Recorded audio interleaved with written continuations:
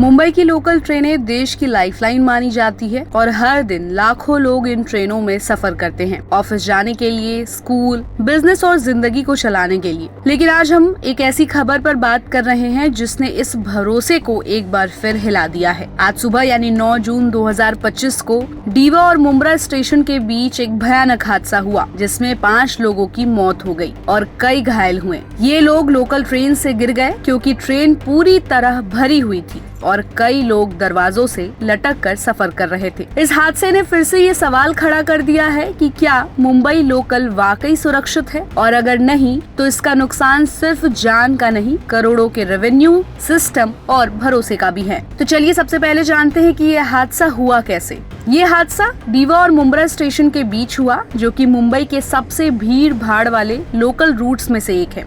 रोज यहाँ लाखों लोग सफर करते हैं। ट्रेन चल रही थी, भीड़ थी, लोग ट्रेन के गेट पर खड़े थे और कुछ बाहर लटके हुए थे। जैसे ही ट्रेन एक मोड़ पर मुड़ी, बैलेंस बिगड़ गया और 5 लोग चलती ट्रेन से नीचे गिर गए। उनमें से कई तुरंत ट्रेन की चपेट में आ गए और मौके पर ही उनकी मौत हो गई। हादसे के बाद लोकल सर्विस कुछ घंटों के लिए बंद रही। लोगों में गुस्सा था और सोशल मीडिया पर भी मुंबई ट्रेन सेफ्टी ट्रेंड करने लगा। अब अगर हम इसके बिजनेस एंगल पर बात करें तो अब सोचिए, ये सिर्फ हादसे में 5 लोगों की जान चली गई, करीब 20 लोग घायल हुए, ट्रेन डिले, स्टेशन पर अफरा तफरी, लोकल नेटवर्क 3 घंटे तक बाधित रहे, हजारों लोग ऑफिस, फैक्ट्री और स्कूल लेट पहुँचे, बिजनेस प्रोडक्टिविटी में लाखों का नुकसान हुआ। अब अगर एक कर्मचारी एक दिन में 1000 की वैल्यू पैदा करता है तो 50,000 लोग लेट हुए, तो सिर्फ टाइम लॉस से ही 5 करोड़ का आर्थिक नुकसान हुआ।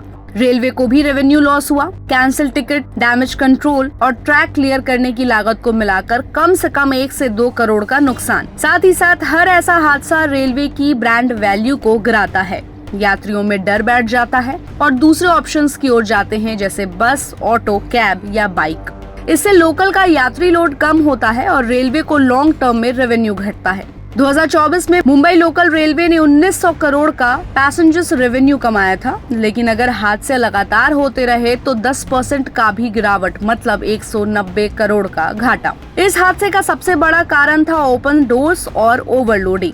अगर लोकल ट्रेनों में ऑटोमेटिक डोर्स होते तो कोई दरवाजे पर लटकता ही नहीं। मुंबई लोकल आज भी पुराने कोच चला रही है जिसमें डोर्स मैनुअल होते हैं। एक कोच में ऑटो डोर सिस्टम करीब 3.5 लाख रुपए का आएगा, कैमरा और अलार्म सिस्टम 50,000 रुपए। एक लोकल ट्रेन में 12 कोच होते हैं तो उस हिसाब से 42 लाख रुपए। अगर 1000 लोकल ट्रेनों को अपग्रेड किया जाए तो लागत होगी 420 करोड़।